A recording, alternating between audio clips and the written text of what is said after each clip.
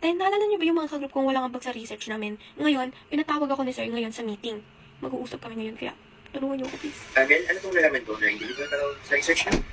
Ay, opo, Sir. Nagsala po ako kasi hindi po tumutulong yung mga kagroup ko.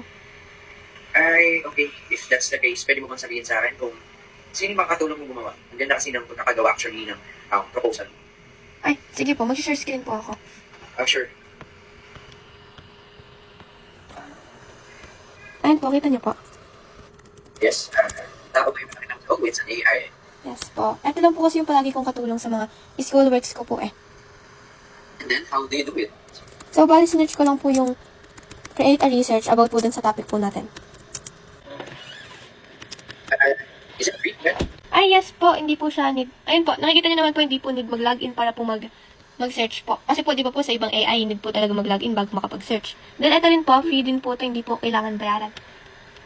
Oh, so it gives you an outline ano yung dapat gawin. So I see. Yes po. Now, what's the name of again ng AI mo? Blackbox.ai po. Ayan, okay pala. Sige, good job ka dyan. Dahil dyan, I will recommend it to your classmate, no? Because it's just very good, no? Your paper, the work, and all. And of course, it's free. And, ayun, I will just remind to all of you na gamitin it. Try IT responsibly. out. Blackbox.ai Thank you po, sir. on Thank you, Google.